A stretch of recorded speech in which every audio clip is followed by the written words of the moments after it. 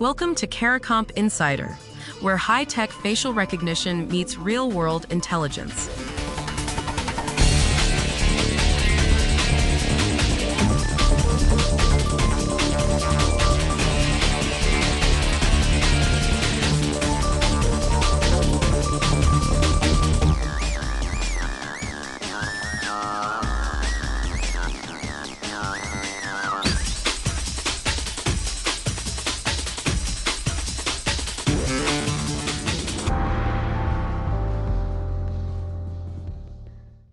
A federal judge in Illinois just ruled that more than 6 million people can sue Apple. Their claim? That the Photos app on their phone mapped their faces without ever asking permission. 6 million faces. One lawsuit. If you've ever let your phone group your pictures by who's in them, this story is about you. That feature where your camera roll sorts every photo of your kid into one neat folder? To do that, software has to measure the face, the distance between the eyes, the shape of the jaw, the geometry that makes you. You. The people suing Apple say that measurement is biometric data. And they say nobody clearly asked if they could collect it. So the question running underneath this whole case is simple. When does tapping "I agree" actually mean you agreed? Let's start with why this is happening in Illinois and basically nowhere else. Illinois has a law called BIPA, the Biometric Information Privacy Act. It's been on the books since 2008, and it's the strictest biometric law in the country.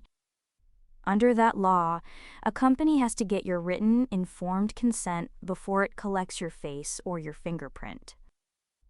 It also has to publish a written policy saying how long it keeps that data and when it deletes it.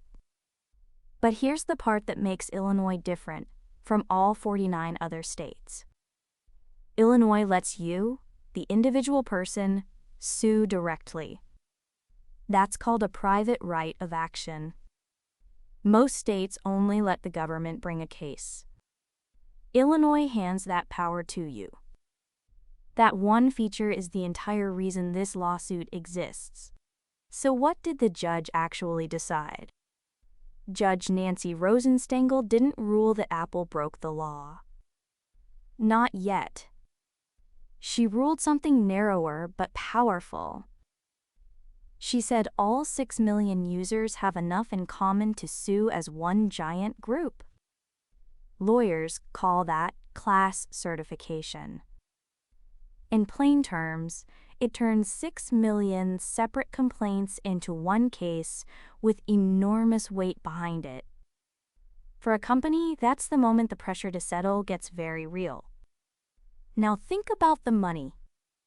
Illinois lawmakers passed a change in 2024. It said damages get counted per person, not per scan.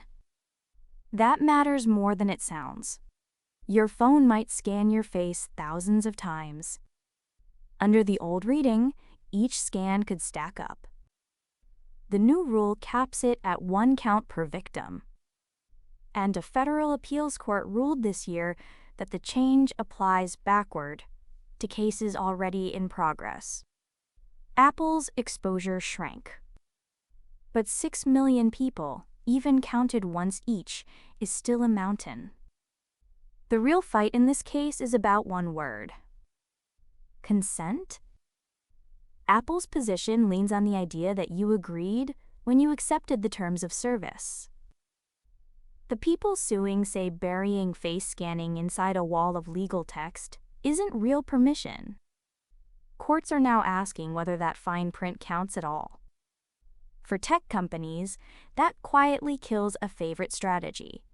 Just add it to the privacy policy and move on. And for anyone who handles facial data professionally, the lesson sharpens. If consent was sloppy at the moment of collection, every question about that data downstream gets harder to defend. The surprising thing here isn't that Apple got sued. It's that the user-clicked agree no longer ends the argument. Courts are starting to treat your face as regulated, sensitive data, not just another app permission you wave through. So let's bring it home. A court said 6 million people can sue Apple because their Photos app measured their faces. The case lives in Illinois because Illinois is the one state that lets regular people sue over this. And the whole thing hangs on whether tapping "I agree" really means you said yes to having your face mapped.